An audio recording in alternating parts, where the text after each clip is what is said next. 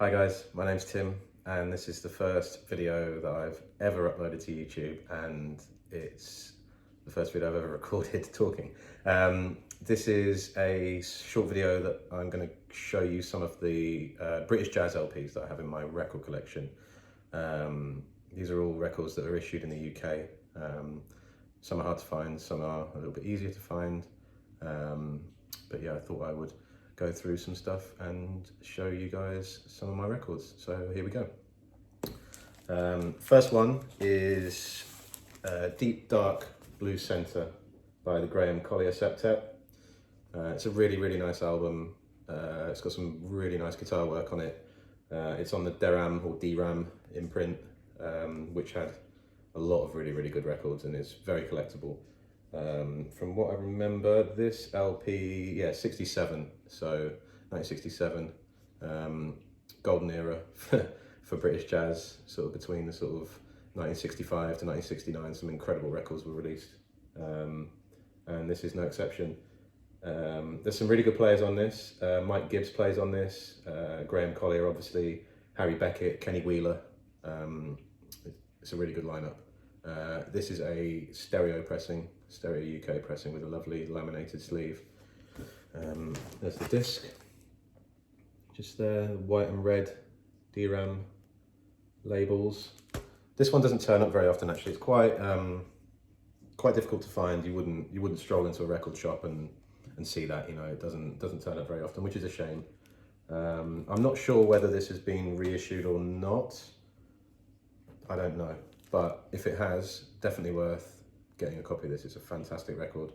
It took me quite a long time to find a copy of it actually. But yeah, that's that. Really nice LP.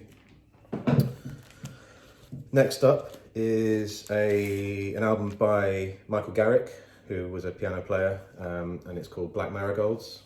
This is on the Argo label. This is a stereo original copy. This has an all-star lineup as well. A lot of, you know, with British jazz, a lot of guys played in each other's bands. They all played together. So it's pretty easy to find stuff that's good because the names are everywhere, you know. Ian Carr, legendary trumpet player, part of the Don Rendell, Ian Carr Quintet, and Nucleus, his own band, the jazz rock pioneers. This also has Don Rendell on it. Joe Harriott, who was an alto sax player, West Indian alto sax player, who has a couple of records that I'll show you in this batch actually, who's just unbelievable player. Dave Green, who was the bassist in the Rendell Carr Quintet, along with Garrick, who was also the piano player from their second LP onwards. Trevor Tompkins, who was the drummer. And yeah, this is a beautiful record. There's a really top-notch track on here called Ursula, which is absolutely wonderful. And Giles Peterson put it on a compilation that he did a few years ago, well, maybe quite a long time ago now. But yeah, that's a really nice LP. And it's a rare one. This doesn't turn up very often. Again, you don't see many of these every year. They get, you know, less and less. And yeah, really flimsy, thin cover. You know, they're not very sturdily made. They're quite easy to be torn and ripped and damaged. So it's nice to find one in clean condition like this. And there's the disc. That's the purple Argo labels, which would have been the stereo, denoting stereo. Yellow ones were mono. And yeah, that's a really lovely record, and definitely one I would recommend. I need to look at the camera. Keep track of this.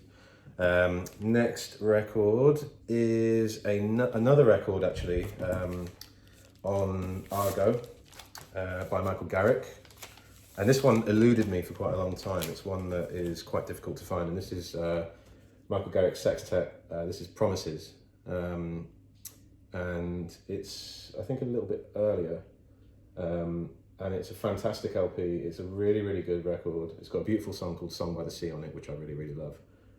But again, top quality British jazz, really wonderful. Got very much a 60s sound, but just incredible songwriting, incredible playing.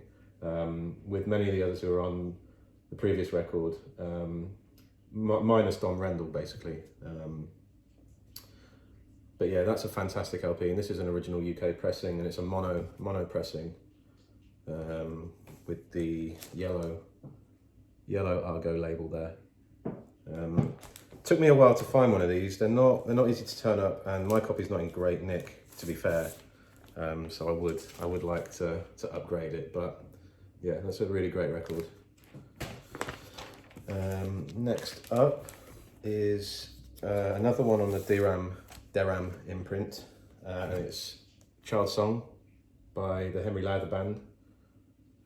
This is a great record. Again, difficult to find, doesn't turn up very often, didn't sell very well, wouldn't have been pressed in very large quantities at all. But it has some really nice moments on it, and it has electric piano like a Fender Rhodes on it, which I really love. It sounds absolutely beautiful. And the songs are quite sort of pastoral feeling, you know, they have a really beautiful melancholy but mellow feel to them. This is a great record. My copy's not great, again, because you have to buy them when you find them, you know. And there it is, that's the stereo DRAM label there, which is red and white. The mono labels for DRAM were brown and white. But yeah, that's a great one. I don't know whether this is reissued or not. I don't think it is. I think maybe there's a CD issue of it, but yeah, that's a great record. One more on the DRAM imprint, which is Michael Gibbs, his self-titled LP. This is really good again. Killer players on it. There's some incredible players on this. Frank Ricotti, Jack Bruce, Chris Spedding, Ray Russell. Just a who's who of British players at the time. Some session guys as well. But yeah, this is definitely recommended. And this can be picked up fairly cheap. I mean, this will be what, in good condition, 50, 60 quid maybe. Maybe you find it cheaper, maybe £20. But yeah, definitely worth picking up because it's really good. Really good album. Has some pretty heavy moments. And there's the red-white stereo label. What's next? Here's a really nice one on Decca. This is Jazz in Britain, 68-69. John Sermon, Alan Skidmore, Tony Oxley. Nice LP. I haven't had this for very long. This is one that I've been looking for a while, but didn't really turn up very often. So again, got lucky on this one, and it's in really clean condition as well. And this has a lot of the same people are on the other records. You've got Kenny Wheeler, Harry Beckett, Mike Osborne, Alan Skidmore, Tony Oxley, like just all really good players. And yeah, this is definitely one to look out for. Again, I don't think this has been reissued. This is only available in its original form, which is this Decca Eclipse pressing, which is a stereo pressing. There's the Decca Eclipse labels there, burgundy and silver label. And that's a really nice LP. Next up is one from the legendary player Tubby Hayes. That's Mexican Green, and that's an original UK stereo copy. I'm not sure whether this was issued in mono or not. I think not, because they mention on the sleeve here stereo is playable in mono, so I think they were just trying to push stereo at this time. Really great record. There's reissues of this you can get. There's I think a 90s reissue which sounds pretty good. It's what I had before I got my copy of this, and it sounds really good, and it's a great record, highly recommended, and essential. And that's a stereo record on Fontana. You got that light blue grey Fontana logo there, and that's really nice. I love this record, and again it is difficult to find. You don't find these very often, and it took me a while to find a copy of this, but I'm really glad I have it. What else do we have? Got a nice one here from another one from Graham Collier actually, and it's Mosaics. And this has Harry Beckett on it, and they kind of composed the songs together on this. It's from a series of LPs that he did as his band Graham Collier Music. There's a really good track on here called Theme 6, which I really like, and this is highly recommended. Great LP. And it's, there we go, black and silver Philips label there. Nice original pressing in really good condition. They're fun to collect, you know, these LPs are fun to collect because they are hard to find, they're difficult to source, and when you do find them, it's really pleasing, you know, pulling these records out. The next three are from a series on Columbia, pressed by EMI, called the Lansdowne series. Now, the Lansdowne series was a group of records that were recorded in the Lansdowne Studios, which is in West London, a place called Notting Hill. If you're not from London, you wouldn't know, but West London, Notting Hill. And Dennis Preston was the man. He was an entrepreneur. He was kind of a music guy, and he ran the studio there, and he got all of these, you know, British jazz players to record records in there, and they put this series out, and they were the cream of the crop. The records are just untouchable. A lot of these records are just absolutely untouchable and incredible. And this one is one of my favourites. This is the Stan Tracy Quartet, and it's music inspired by Dylan Thomas's Under Milk Wood. There's a really, really wonderful song on this called Starless and Bible Black, which is absolutely fantastic. One of my favourite pieces of recorded music of all time. It is just unbelievably good. This LP is highly, highly, highly recommended and climbing in value at the moment. It's becoming more and more expensive. You used to be able to pick this up for sort of, you know, 15, 20, 30 quid.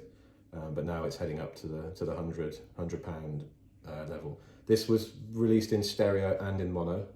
And there you go, that's the Lansdowne series. It's quite a familiar rear sleeve with the EMI layout there. It comes in a lovely, beautiful laminated cover as well. And yeah, if you can find these in clean condition, it's really worth picking them up. There it is on the blue-black Columbia Magic Notes label there. And that's one of my favourite British jazz LPs. I think from what I remember reading in Ian Carr's book, Music Outside, is that a lot of this music was kind of inspired when Stan Tracy would take the night bus home from Ronnie Scott's after playing in the band. He would sit on the bus on the way home, and he came up with a lot of the ideas for this LP on that. So it has a lot of, you know, kind of gives it a bit more of an atmosphere when you listen to it, knowing that, you know, those cold nights on the way home on the bus, you know. Another earlier Lansdowne LP, which took me forever to find a copy. I've always wanted one, but it took me forever to find one. And it is Abstract by the Joe Harriott Quintet. This is a really, really rare LP. It never turns up. It is very, very difficult to find. It's an interesting LP because it was recorded in the early 60s, so 61, 62. And it's in the same sort of time that Ornette Coleman was doing free jazz. And this is along a similar line. It's very much, you know,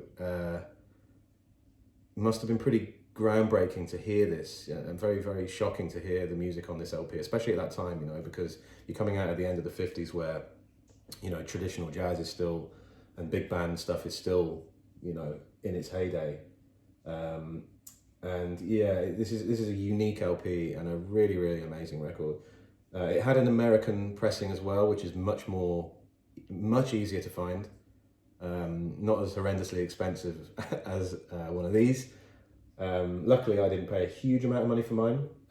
It wasn't in great condition when I found it, but I managed to clean it up pretty nicely, actually. You can just see some remnants of tape there, but very lucky that I was able to clean up a lot of the tape marks on the back and the front. So now it looks really, really good. But yeah, that's a really rare Lansdowne. I mean, I think in the past 10 years, 10 copies have sold, you know. It's one of those, it would have had a single run on the pressing plant. There's the blue-black Columbia labels again. Yeah, great record, and well worth grabbing if you can find it. Really, really worth it. And the final one is another one by Joe Harriott, and it's one of my favourite records of all time, let alone UK jazz records or British jazz records, whatever you want to call it. British jazz, I suppose. It's a masterpiece, absolute masterpiece, and it is Hum Dono. This is Joe Harriott and Amancio da Silva. It's their quartet. Dave Green, Norma Winstone, Ian Carr, and Brian Spring all play on this LP as well. I was actually lucky enough to talk to Dave Green on the phone a while ago, and he mentioned about playing on this record, and it was great to hear some some anecdotes from sort of, you know, the recording of it, because it's such an infamous LP now. It's incredibly difficult to find. It's a very rare record. And yeah, the music contained within is absolutely wonderful. My favourite song, I think, is probably Jaipur, but the title track, Hum Dono, is also incredible. Every single song on this is amazing. This was only issued once. It was only issued in stereo. The sleeve was issued in a laminated and an unlaminated form. This particular copy happens to be laminated, which I much prefer.